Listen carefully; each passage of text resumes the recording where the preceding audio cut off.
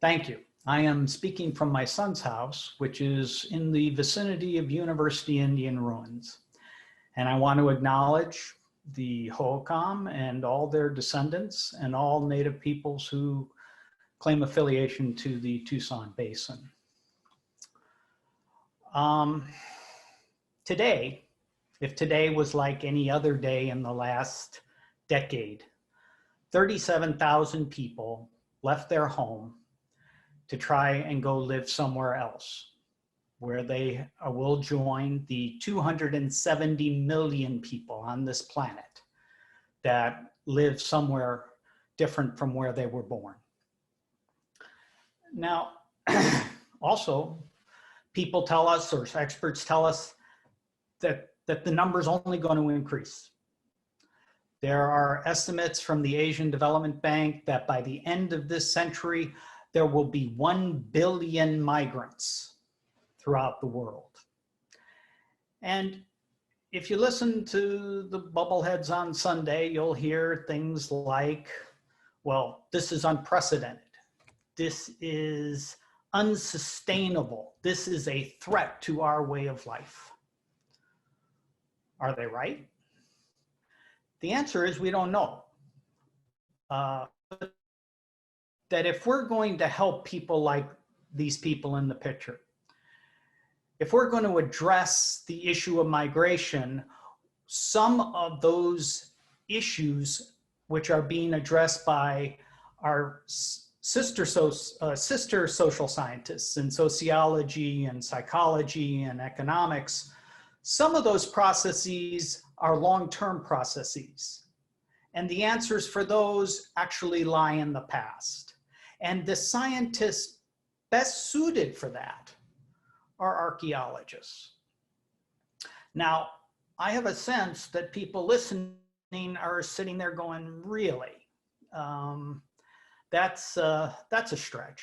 But I'm going to speak for, I promise, not too much longer. I'm going to shoot for 45 minutes.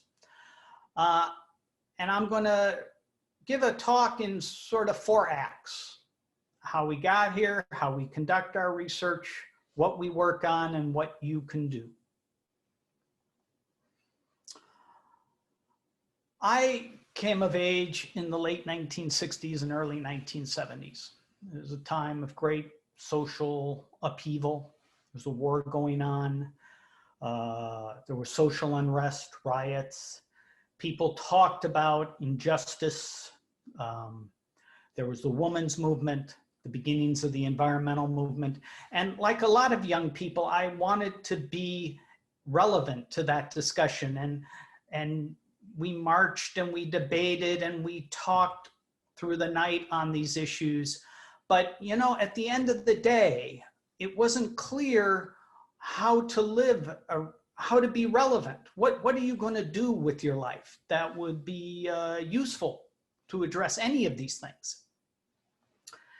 And after college, I thought, well, maybe we'll try anthropology. I'll try anthropology. And I went to school in Boston, and I spent a couple years studying anthropology. And I realized that, at least for me, academic anthropology really wasn't about people. I mean, they talked about people, and they used people in arguments, but they really weren't trying to help people in any specific way that I thought was useful. So my wife and I left, and we went down to New Orleans, where my wife enrolled in graduate school in social work.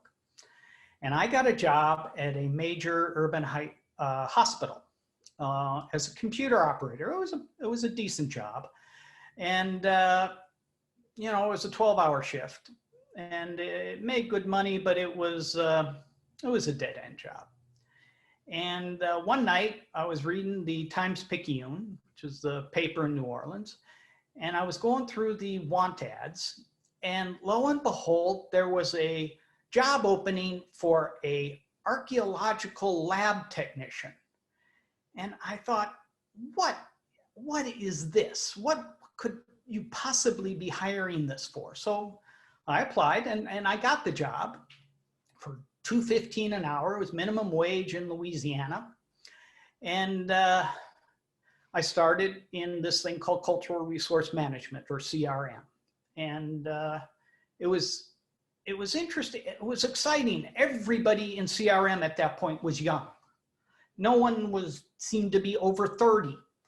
We, we had a new position in Louisiana called the State Historic Preservation Officer, and she was young. The Los Angeles District Corps of Engineers finally or actually hired an archaeologist, and he was young. We were all about the same age. And so I rose up pretty quickly from a lab tech to directing archaeological projects. And a year or so later, I found myself at this place. This is Poverty Point, Louisiana. It's a World Heritage Site. It is one of the coolest sites in the world. And I've been to a lot of archaeological sites, but this one is really fantastic. It's a complex society at the beginning of one of the first complex societies in North America and the Americas in general, and didn't have agriculture. It's just fascinating. If you can go there, go there.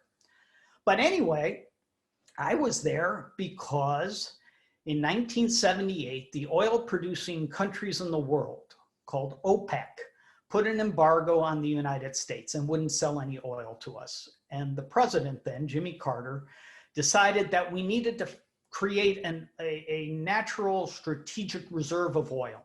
And he decided to fill these salt domes in Texas and Louisiana. And the contract to fill the salt dome near Poverty Point went to a guy named T. Boone Pickens. And so we were excavating just to the left of that big mound you see there. And as I remember it, and honestly, I don't remember much well these days, but as I remember it, this line of black cars came through the cotton field, and they stopped and they got out, and these guys in suits, these Texas oil people, and they talked to my boss, who was a young archaeologist, and said, we need 50 feet to get through here. And there's a good answer to this and a bad answer. And a good answer is worth a lot of money. A bad answer is a bad answer. And, I heard this, later my boss related that, he said, this is Poverty Point. I can't do that. You'll have to find another archaeologist. And I was convinced we were fired. I mean, that was it. This was T. Boone Pickens. I grew up in this country. The law didn't apply to T. Boone Pickens, as far as I knew. It just didn't. And so the next day, we were out working, the line of cars comes back, and these guys get out and they are slapping my boss's back and saying they love archaeology, and could they do more? Could they go faster? And it turns out that T. Boone Pickens indeed did call Edwin Edwards, who, before he went to prison and became a reality TV star, actually was the governor of Louisiana.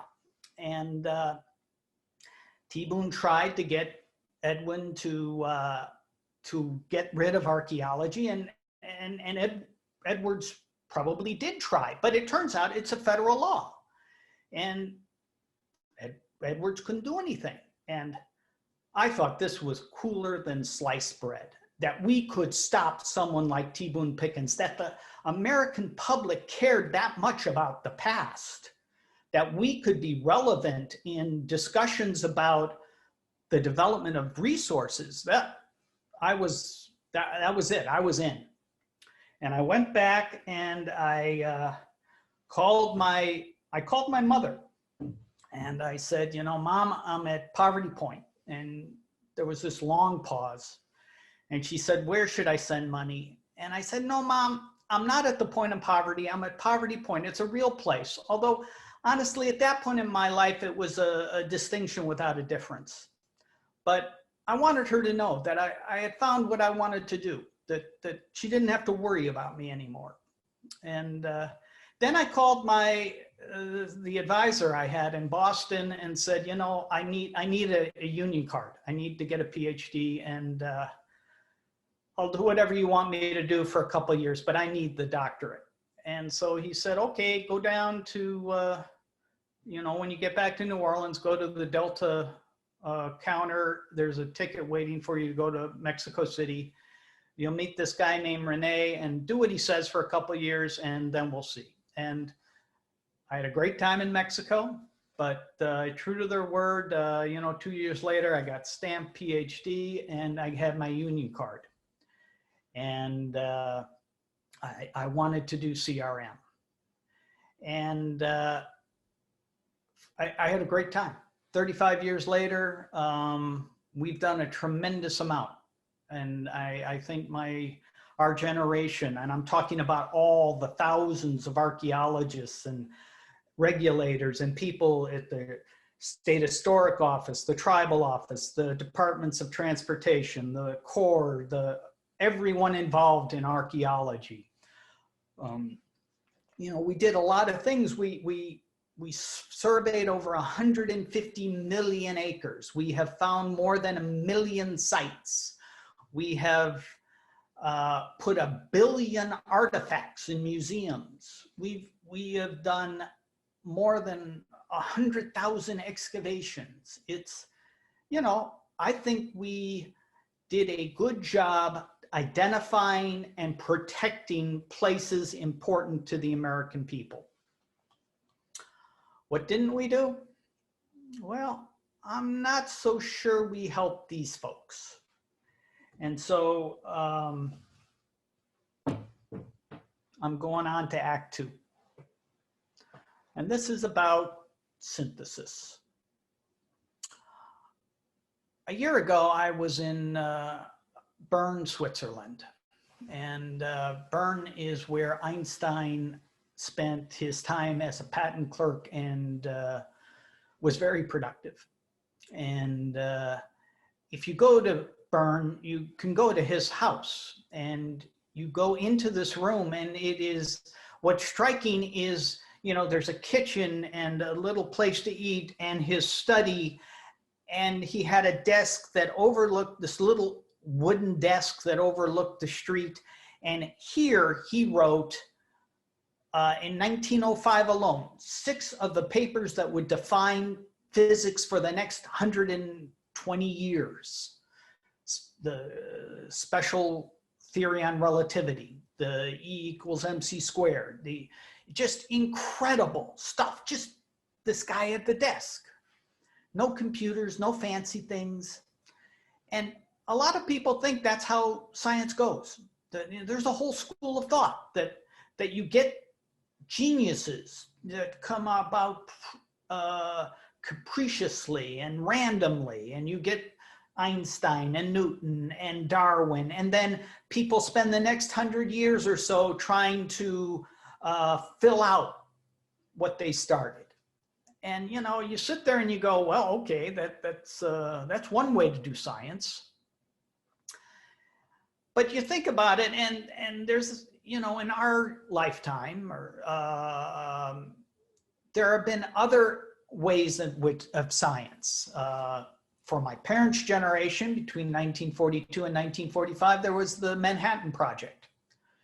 And then there was John Kennedy in the 1960s saying, by the end of the decade, we're going to have a man on the moon and return him to the earth. And by God, we did. And then more recently, the cracking of the genetic code. I mean, these were all huge collaborative scientific teams. So we're going to keep those 2 thoughts in mind. And we're going to go to archaeology and sort of the nuts and bolts of synthesis. And when I went to school, it was generally thought that most problems went like this. We did a piece of research, we found something out, it's really interesting, and we think, the origins of agriculture went this way, but we need more data. More data is going to get us to the answer. And it sort of became this routine that, you never solved anything. You always had to have more data. So by the 1990s, it was pretty clear that we had lots of data. The CRM was churning out tons of data. Part of the problem was we didn't know where it was, couldn't find it. And then you had a question of its quality, and you had a question of, if you found it, could you integrate it so that you could actually have leverage the studies we were doing in a way that answered questions more comprehensively. And that led in the 90s, well, in the last 20 years, into a lot of investment, first into archiving data, and Keith Kintig at ASU, and then the Kansas at Berkeley, and Julian Richards at the University of York. All of them worked on this issue independently, but knowing each other. And the framework slowly emerged for data archiving and tools to work on data integration. And so today we are in a much better position.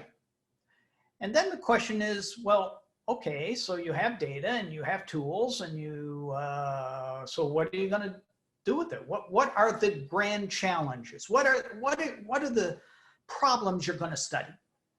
Okay, well, Keith Kintig again had this, was a leader in this, and he spearheaded this thing called the Grand Challenges in 5-10 years ago, where essentially archaeologists were asked, and there was a crowdsourcing, so people were all over the United States and Europe, asked questions, and then there was a panel that put them together, and there were 25 questions that emerged.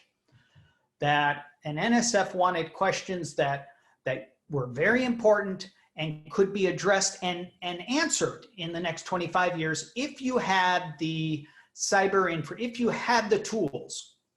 Could you answer these questions? And so there were 25 that came up, mostly socio-environmental, you know, or things like, how do people react to changes in their environment? Issues about migration, and so on and so forth. For me, a lot of it focused on academic questions, but there was a public component, but it was really, where can academic research go? I was part of both the data archiving and the Grand Challenges. Keith generously invited me to participate. And I think it was about 5 years ago, we were at a conference, yet another conference. This one was here at the University of Arizona. And for some reason, we walked out of the conference. It was the end of the day, or we were just bored. And we ended up walking in and getting a drink. And, you know, we were feeling pretty good. We had done this data archiving thing. We had done the Grand Challenges. We're both entering the last part of our careers, you know. And so the question is, you know, should we just rest on our laurels and pass this off? Or do we think we could actually bring something together? And independent of that, Keith, who at the time lived in Tempe, he had a neighbor who was a biologist, and he was invited to a party where he met a guy named, I think it was Jim Reichman or something like that, who turned out to be the director of this thing called the National Center for Ecological Analysis and Synthesis, or NCES. And NCES was established in the 90s by the ecologists, who basically had the same problem that archaeologists did. And so, you know, they came up with this idea of a synthesis center. So you're not waiting for Einstein, but if you could get 7 to 10 to 12 of bright collaborators and make sure they were mixed, so they represented the entire disciplines, balanced by male, female, old, young, both also applied and academic, that maybe you could attack problems in a different way. And NSYS had a mechanism or a method by which teams would meet very intensely, break apart for 6 months, meet again, break apart. And their goal was to take a problem and answer it in 18 to 24 months. It wasn't to, and we'll do more research. It was, no, we are going to determine the best way to measure biomass in fisheries or whatever the issue was in ecology. And so we thought, well, that seemed pretty good to me. And I think Keith had a good idea. And we decided to hold a workshop in Santa Fe at School for Advanced Research. And that brings us to sort of Act 3.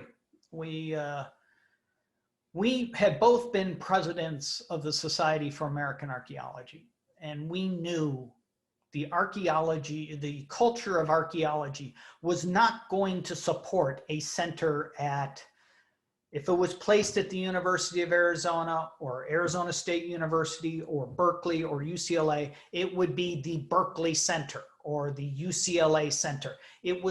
That's not how archaeologists were not going to recognize it as a discipline-wide center. And it certainly wasn't going to attract CRM and regulators and all the other archaeologists around the world. And we wanted it to be international. So at Santa Fe, we invited a bunch of people, many of which AAHS knows well: Bill Doley, Sarah Herb, Barbara Mills, Peggy Nelson, many Southwestern archaeologists came, and the group came up with with an approach that divided it in two. We have a coalition of a bottom-up coalition, a democratic sort of coalition of all different types of stakeholders, departments of anthropology, museums, NGOs, CRM firms, government agencies, and they all decide what kinds of questions to ask and how we're going to do synthetic research. We then have a nimble, small center placed at a university, so we could administer grants, we could capitalize on the computer infrastructure, on the computer science and technology aspect of a university. And most importantly for me, I wanted a university that if we had a result, they could call a press conference in Washington, D.C. and get the congressional delegation there. And they would commit to that. And we could get the right people at the right place to hear what we found.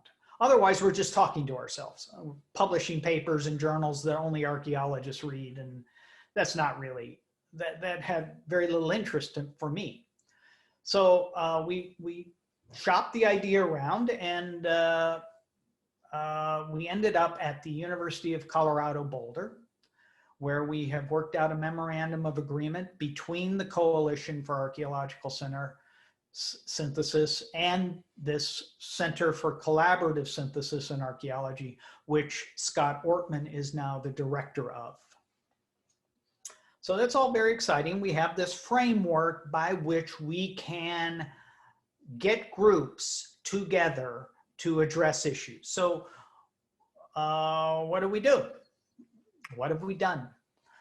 Well, the first thing we did is we funded internally, we funded a couple of proof of concept ideas that, would this work in archaeology? And we funded them, one on biodiversity and one on fire management.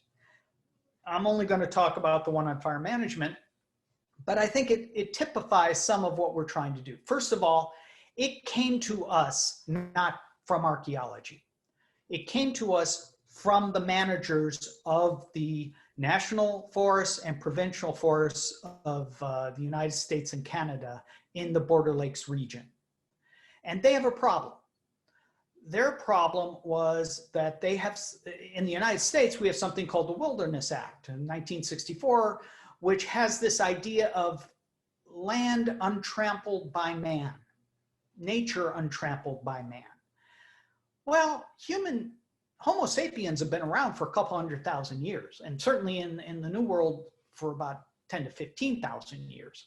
So this idea of forests that are adapted without human beings is really tenuous, and they may exist somewhere, but certainly not in the Border Lakes region. And but because of the way the Wilderness Act is worded, and there's a parallel act in Canada, you're supposed to let nature take its course. Nature is supposed to manage. Nature's in control. Well, but for the last 10,000 years, humans have been part of that element, and you take them out of it, what happens? Well, we all know what happens. We get intense forest fires that are crown fires that destroy huge swaths of area, and it's just, in some cases, catastrophic. And so the forests were very clear. They wanted an evidence-based study that would allow them different tools to manage the forest. And their outcome was, we want this group to write the forest management plans. It was to write policy, which was very attractive to me. And yes, there were academics. It's led by a geographer in Wisconsin, and there is an archaeologist on there, but there's also managers, and there's First Nation representatives and traditional knowledge representatives. And so, okay, so the academics are writing peer-reviewed papers and advancing the science, which is leading to this policy. But what do the First Nations want? What does the Anishinaabe want out of this? And so they were asked. And, they said, it's interesting that you want to manage the forest, but honestly, that's not our concern. Our concern right now is the fact that we need to revitalize our culture. We have a lot of social ills. We have alcoholism, drug abuse, we have poverty, we need jobs. So that's what we need out of this project. And, so how do we do that? And they were very clear about what they wanted. They wanted educational tools that they could teach in school. They wanted museum exhibits, but they also wanted crafts. They are people of the forest. This was their forest. And so they want results that will allow them to know who they are, but also to capitalize on who they are in a way that improves their lives and their culture. And so for me, it was a very interesting, I'm not involved in it in the sense of I'm not participating, but it's been interesting to watch this group coalesce around these various objectives. And they should have been done, but COVID intervened. They will finish, they'll finish sometime next year. And, it's interesting to me. Just as an aside, I was in CRM for a long time, and we do a lot of consultation with Native Americans. And usually what that means is we go and we ask them things. And we think we're doing them a favor when we protect things for them. And I should step back. I didn't mean it in a pejorative way. We do protect places of importance for them, but we could do a lot more. We rarely ask, what do you want out of this road project? And we never ask, because we're precluded by law, to say things like, well, if you could, what would you, do you want your language protected? Do you want your foods protected? Do you want, you know, your dress, your songs, what we call intangible heritage? That's not part of consultation in most CRM contexts, but in a collaborative mode, because we're not doing compliance, we can ask directly, what is it, you know, what benefits you, as opposed to here we are asking you questions that we need answers to. Okay, so while that's going on, I go into another bar with in Barcelona, and with two people. One, the guy is Felipe Criado, who is the president of the European Association of Archaeologists, and the woman next to him is Susan Chandler, who was the then president of the Society for American Archaeology. And Felipe in particular had been very concerned about the migration into Europe, particularly from Syria, and the fact that, you know, in Europe it was causing a huge debate, which other social sciences were contributing to, but archaeology was generally silent on. And yet archaeologists study migration all the time. And so Felipe was genuinely frustrated. And, you know, the other social scientists were saying, you know, sort of stay back, archaeology. There's very little you have to tell us. And, you know, Felipe wasn't so sure. And of course, in our own country here in the United States, we have our own issues with the border and with migration. And, you know, so this was something that resonated with Susan as well, but they couldn't get the two societies to act on it. And so Keith and I were both in Barcelona, and we said, why don't you give us a shot? You know, let the Coalition for Archaeological Synthesis, let the EAA and the SAA sponsor a workshop on migration, and let CFAS do it. And so we did this at the Amarin just about a year ago. I'm not going to talk about all of them, but we invited 15 people. Well, we had an open call for archaeologists all over the world to come to the Amarin, and we, you know, they wrote what they could contribute, and there was a selection committee, and 15 people were invited, and they range from, you know, freshly minted postdocs to senior scholars. It was evenly divided between North America, Europe, and we had some representation in Africa. And we had balance between the genders and so on and so forth. And, but the other part was none of them knew each other. They may have known each other casually, but none of them had worked together. And so this was, for me, it was an interesting experiment. You know, in 5 days, are you going to get anything? And surprising, much to my delight, they established very quickly that no, they were going to take charge of this and own this. And they developed 3 different projects. I'm only going to talk about one because for limit of time, but there were all the groups. A year later, they're all still working. And so I'm very pleased about that too. And we have one of those projects is on climate-related migration of indigenous peoples. And you know, some of you are going to probably be sitting there going, really, indigenous people only make up 5% of the world's population. They're not a huge problem, but they do make up 15% of the world's poor, of the world's extreme poor.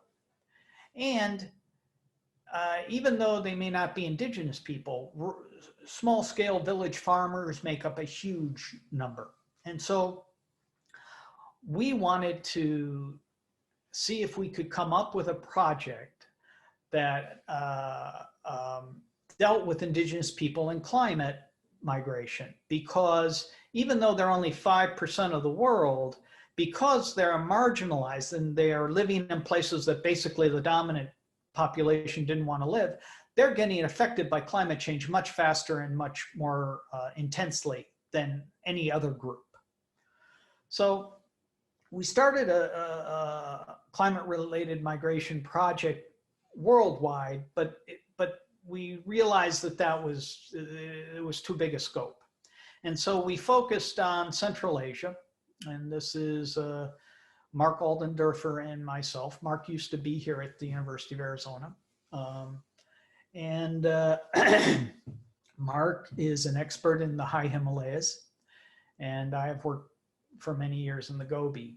And the idea is quite simply to go to the local communities and to figure out what do they think the threats are.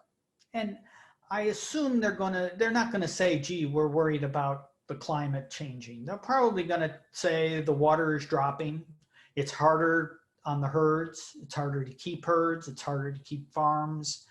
They will probably blame the industrial mining for stealing the water, as well as recognizing that it's getting drier, it's hotter, drier, particularly in Central Asia. And we can predict for the next 50 years. I mean, the climatic models for Central Asia are pretty well known. It will be one of those areas that witnesses pretty intense drying and heating. And the Himalayas, where they depend on glacial water, that's almost gone now. The indigenous people in the Gobi doing pastoral work, it's very hard. And yet if you go to Mongolia, the government tells you that one of their key points of emphasis, one of their key objectives in the next few years is to keep nomads on the land. Because between 1991, when they became independent of the Soviet Union, and today, Ulaanbaatar has grown hundreds of percentage. It is now, a third of the population of Mongolia, which is the size of the US west of the Mississippi, lives in one city. And they don't want any more people, and they can't absorb any more people. And so one of the collaborators on this project is the Minister of Culture of Mongolia. I mean, it's recognized at the highest levels as an issue, as well as at the indigenous level of how do we stay nomads. And that's true in Nepal as well. And so the idea is to listen very carefully to what they view the threats are and what they want, what they would like to see, to change those into archaeological proxies, and then to crowdsource that, or to send it out to all our peers throughout Central Asia to look at how people of the past, pastoralists and agriculturalists, have dealt with similar situations. It's not like, people tell me, well, they're global now and it's different now. And, the people in Mongolia were part of the world's largest land empire in human history. It's not like they haven't been absorbed into civilizations before and kicked out. And they have cultures adapted to that kind of situation. And so we're not there to tell them what to do, but we are going to look at the past and to go back to the local communities and say, here are the completed examples of adaptations over the last 2,000–3,000 years. And this is the range of variability, and you need to decide how you want to go forward, but here are some ways in which to think about it. And then, of course, to the extent that they want policy change, to look to the government to say, okay, we can facilitate their desires by changing government policy. So that's sort of where we are. And I'm coming up to the last act here, which is what can you do? And the first thing you could do is join the coalition. You can go to this website, arcsint.org, click on associates and join. It takes about 30 seconds. It's your name and an email. It's not that hard. And Arc and HIS could be a partner, in which case they could have a seat on the board and they could decide what kind of problems to study. So that's the first thing you can do. Once you're in the coalition, we are trying very hard right now to define the kinds of issues to study. Now, remember, we're not yes, for example, for climate change, we're not going to fix climate change, but there are aspects, there are questions about how people deal with climate, not just, if you look at the International Panel on Climate, they will look at the last 50 years, maybe 100 years. Archaeologists, will look for processes over 400 or 500 years, a millennia. And so we are looking at processes that our sister social scientists can't even see. That's what are they there? Well, we need to imagine what it would look like, how to study it, and then of course how to act. And so right now we're trying to define what are the issues that are really salient and really need to be addressed, and what are the questions under those things that we can address that deal with the long-term processes. Okay, I'm out of time, out of done, and I wanted to end here in the sense of, people ask me, can archaeology really deal with contemporary issues? And the honest answer is, I don't know. But this I do know, that if that 22-year-old at Poverty Point were listening, and if he knew that, we might be able to do it, and it turns out that we could have done something, he's not going to view it, or he wouldn't have viewed it as some sort of missed opportunity. He would view it as a moral failure, as a failure of our basic moral obligation to each other. And I have a sense that, he might be right.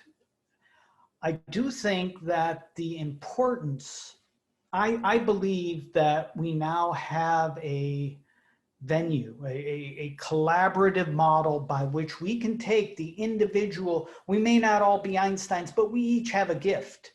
And if you bring 15 or so people together, those gifts multiply.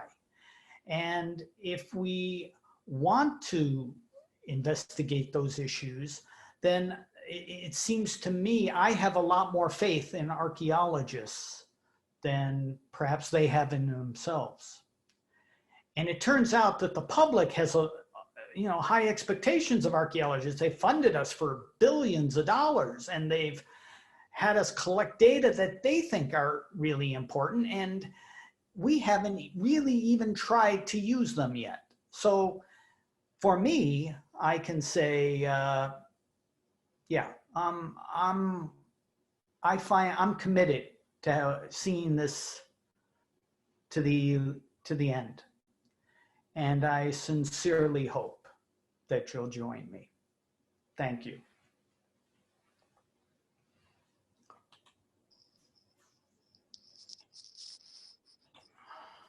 Thank you, Jeff. What a timely presentation. Really appreciate it. I'm waiting for some questions to come in. I haven't seen any yet. Anybody out there with questions, you can just put them in the Q&A box at the bottom or top of your screen, depending on how you're looking at it.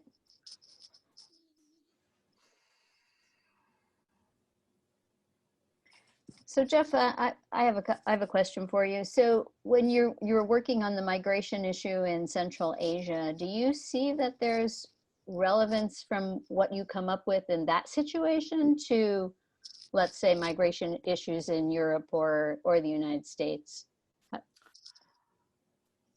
I think there are three different migration projects that are sort of going Oh, okay, forward. that's right. Yeah. One of them is this whole question of right now we archaeologists can determine in where, particularly if they have the human remains, they can tell if a person died where they came from based on studying the isotopic signature. Right. And so the idea of one of the projects is to try to create this fluctuating baseline of migration. So when people say, God, 1 billion out of 10 billion, that, 10%, that's way too many. Well, what has it been in the past? And does it come in waves?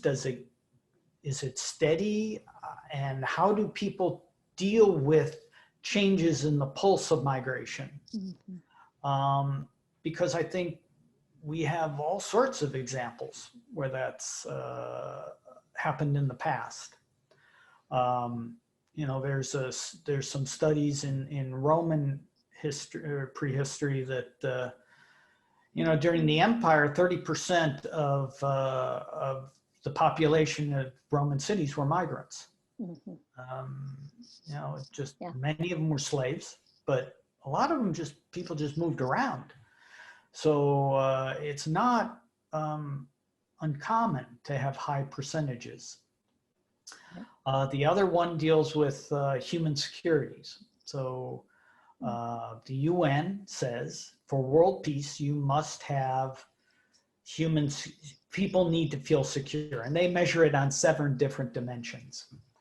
And one of those projects is defining those 7 dimensions, coming up with archaeological proxies, and looking over the scope of human history, how people were incorporated into other societies, and not just, often today we talk about people coming in and, we situate them and we say, good luck.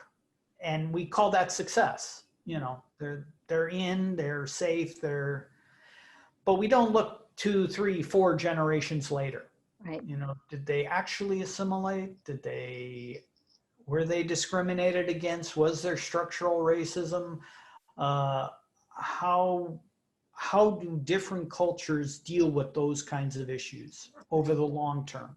Right. So that's an issue. And then the indigenous one, I hope what we create in Central Asia is a template that we can take elsewhere. Great. To Australia, to Africa, to Latin America.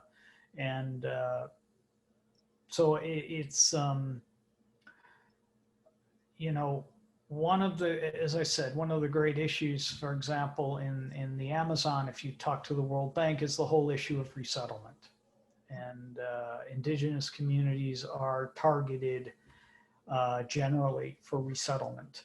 And it's not just as easy as people in Washington think about moving someone from this valley to the next valley. That there's a whole set of issues that people, this is their land, right, and they don't want to leave their land. And so I think that I'm hopeful it will. Great, thanks. We do have a couple of questions that have come in. So are you working with scientists internationally, Europe, Asia, and Africa? There's lots of migration experience internationally over the past thousands of years. I think you just talked about some of them. Yeah, I think so. I think, it's not like there are 3 studies of migration and that's it. There are probably 50. And part of the coalitions, part of the function is to serve as this vehicle by which people say, I can identify this problem that I want to study, and I need to identify the people that are important to address it, not just archaeologists, but other scientists, managers, people at the, the International Organization of Migration, whatever it is, the UN, and form teams. It's not, it's one thing because I think people here in Tucson, you're focused on a major university, like the University of Arizona, where you have a big department. And these archaeologists, forming collaborative teams is probably not that difficult. But if you're the only archaeologist at North Dakota State, it's a different issue. And if you're an archaeologist in Senegal, being able to connect and network is extraordinarily difficult. And so part of the coalition's function is to, we believe that there is knowledge and innovation within our community that is untapped. And our job is to try to figure out how to realize it. Good. Here's another. The question with migration is the acceptance by the existing inhabitants of those migrants. What policies could expedite the integration, and what is archaeology telling us about that issue? Well, that's a great question. And as I said, one of the groups focuses directly on the issue of how our migrants, particularly, this, as I said, this came out of Europe where they were facing a huge influx from Syria and North Africa into communities with a tremendous amount of resistance. And so it's one thing to get people safely in there, but it's another thing to actually make them valued members of society. And so archaeology, surprisingly, maybe surprisingly, I mean, we see that span of hundreds, if not thousands of years by which people move into cities in the past, some of which remain segregated for hundreds of years, some of which become viable or assimilated. And again, it's not like we are searching for patterns that people cannot see or find it hard to see if you're only studying migration for the last 20 years. Because that's a skewed model. Now, there are things that happen in the last 20 years that are unique, in the sense that we are not Rome and we're not the ancestral Pueblo. But there are also parts of the social processes that I think may transcend those kinds of divisions. Okay, other than the project in the US-Canada Lakes area, has your collaborative organization worked with other Indigenous groups in North America to identify their needs and what archaeologists can do to help meet those needs? I think the biodiversity one, I don't want to speak for that, but it does include case studies both in the American Southwest and in the Pacific Northwest, where they are, in Australia, I should add, not where they're definitely working with Aboriginal groups. And very much, that project came out of the Australian government. As many people probably listening know, one of the great mass extinction events is occurring right now. And ground zero is Australia. They're losing more species of animals and plants. Probably, I'm not a biologist, so I shouldn't say, but it's a huge extinction problem. And the government of Australia recognizes that increasing biodiversity is a major issue they have to deal with. And So there are the, that one, the idea of how do you increase biodiversity in a modern society? What can you learn about how people in the past dealt with exploiting or using food webs? It's really about food webs, to adjust so that you don't over exploit and basically turn these habitats into just unsuitable for so many species. And that one does, yes. So there's a big indigenous component to that. Mm-hmm.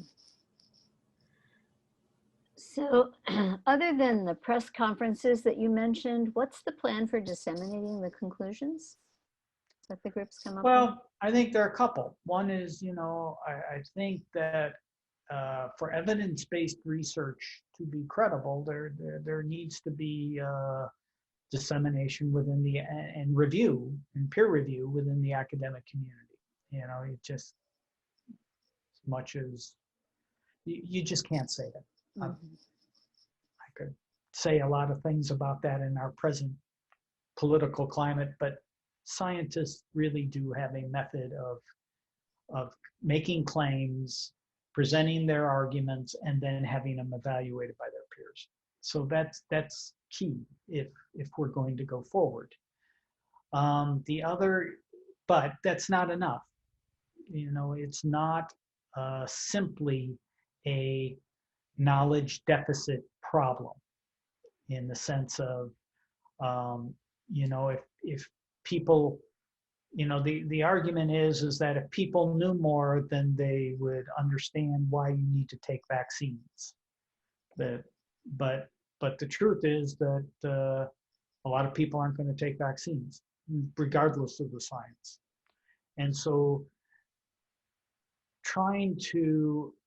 part of the collaborative network is to get people who don't necessarily agree or who are key to changing behavioral aspects part of the research team, so that even if they're not archaeologists, they can help design the project and own it.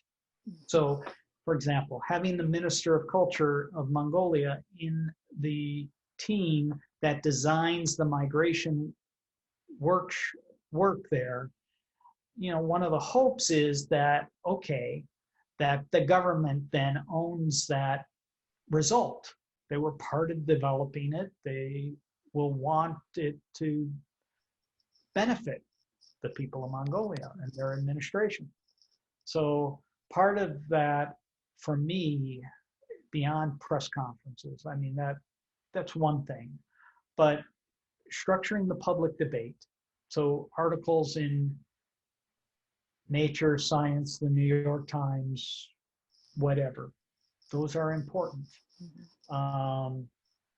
And then including policy people, policymakers in the team, like the fire management. Managers are help design that project so that the results could lead to a fire management plan. So this question, you've answered this, I think, but in case you have something else you want to say about it, when you just talked about engaging the folks who may be on the side of, maybe on a negative side too, in these teams, it says, are you getting negative pushback from any of the national governments that you work with and who don't want your analyses? But I think you kind of answered that. Do you have anything else you want to say about that? Basically, I was a consultant for many, many years. And, at this point, I think part of being in a collaborative team is that people have to, want a particular, they want a common outcome. And if they don't, then I'm not sure exactly what the point of inviting them is. You know, for them just to be trouble, you know, just because they're part of the issue, I don't know. I do think, you know, for example, talking about the Gobi, you would need to have mining companies represented. There's just no question. Now, I don't think that they necessarily are opponents, because they have to keep their social license. I mean, those mines have to last for 50 years. They can't have the public turn on them. So they have a reason to want to engage nomads in those areas and not create enemies in the sense of, you know, I mean, the worst thing that happens in a developing country is those mines could be nationalized. And it happens, it has happened throughout the 20th century. And so, you know, when you're investing billions of dollars, you take that social license seriously. Some of them, not everyone. Right. Simple question, how are you funded? Well, okay, so the SRI Foundation did the initial funding for the conceptual projects. And the idea is for each group then, you know, we help fund the SAA and SRI Foundation funded the design. Now each of those groups is seeking funding from National Science Foundation, European Research Council, Wenner-Gren, various funding sources. So, you know, I come from a background in the for-profit world, and part of CRN, part of the lesson that I learned is that, you know, applied research has to remain relevant. And you need to compete in the arena of ideas. And so the fact, and I think Scott Ortman is well under, you know, this is, you know, we'll do fine. And I feel comfortable that we'll do fine.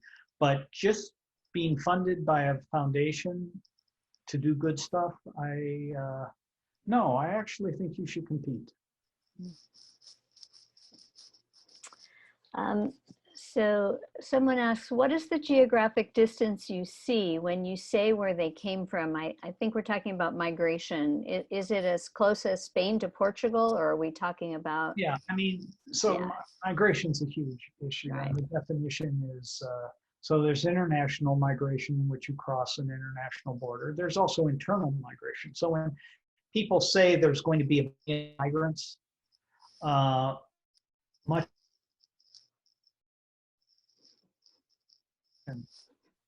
Jeff, you froze. You froze there, Jeff. I think we missed your last sentence or two. Well, migration, crossing international boundaries, but you also have internal migration. So a lot in Asia, a lot of migration within China, for example, Chinese migration will be internal.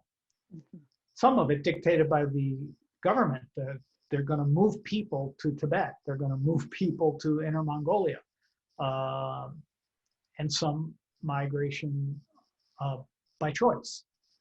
But the big issue in Asia, for example, is the Bengal Delta, and it's just going to be underwater. I mean, there are hundreds of millions of people that will have to move, and you know, that they can move short distances, but by and large, the predictions are that many of them will have to leave and go considerable distances. Okay, this is the final question that we have. How do you present the findings to a curious but sometimes doubtful public? Climate scientists have tried for 30-some years to demonstrate climate change. How do archaeologists learn from the challenges that the climate change debate have as they try to take on these large current day challenges and come up with answers? I'm glad for the question. Yeah. And I think that what I've said in the past is, so what we don't want to do is come across as the smart guys or gals in the room. That's not going to work. What we want to come across as, in my opinion, is honest brokers. So again, drawing on my CRM background, an honest broker, you know, when you do a contract in archaeology, you're immediately looked at skeptically. The Native Americans think that you're in the wallet of the developer. The developer thinks you're out there to find stuff so that you can get more money. The state thinks you're trying to again, either help your developer or to, you know, basically cut corners. And so there's a lot of skepticism. And structurally, I'm not saying, you know, it's just structurally there's a lot of skepticism. And so the real key that I found was that prior to anything, you need to develop some sort of trust, which, you know, is earned. You know, it's not granted, you have to earn it. And it has to be clear to all the stakeholders why they should trust you, why they should believe you and your outcome is a benefit to them. And I do believe that, for example, issues of climate change, again, archaeology isn't answering every question on climate change. We're not, you know, we're not going to say stop using fossil fuels. That's not something that is going to come out of the past that can't be said better by other scientists today. What we're going to be able to talk about are social relationships around how humans deal with natural resources and how those can be, how you can affect those in a way that helps a local community that's facing a hotter and drier climate. And for me, it's you know, you've got to find the right question that links to the community of interest. And that's why, for me, it's important initially to talk to those local communities first, before you decide what questions you're going to ask. And having said that, you know, I don't want to come across as the guy who knows all the answers, because the question is absolutely right. It's a huge issue in science. How do we come across in a way that people feel that they can accept our answer? So one other quick one came in. We just have a couple of minutes. Are there other contemporary problems in the US that you feel the organization, the collaboration that is working on, or that you think archaeologists might help solve, other contemporary problems? I think so. I mean, I think, you know, we talked about a little bit about climate change. There's also the issues around food security that affect the United States. There are issues around, not so much in the United States, but about trafficking of human beings. There's also the legacy of colonialism, not just the legacy of colonialism, but ongoing colonialism in terms of that process not being over. I think, you know, there's an interesting one that comes out of the UK on DNA that's out of Brexit. And our European colleagues have said that the misuse or the use of things like Ancestry.com or 23andMe, 23andMe and the other kits. And so now there are voices in Britain about, well, who's a real Brit? And using paleogenetics and misusing paleogenetics. And for anthropologists, you know, this is we thought we fought this battle 100 years ago with Franz Boas and race. And, it keeps coming up, and it will continue to come up. This is not an issue that, as the previous question, this is almost not a scientific issue. This is, but as scientists, we need to deal with this. We are in the best position to explain what ancient DNA means and how it relates to culture. And if we don't speak up, others are going to make answers that don't make any scientific sense and which really have profound social consequences. And just because it happened in Britain, it's coming to the United States. You hear the arguments already about who belongs. And so it's something I think that we need to step up to. Thank you, Jeff. That was a wonderful presentation. We really appreciate your time tonight. Thank you everyone for being with us, and we will see you next time. Okay. Thanks. Have a good evening. Bye.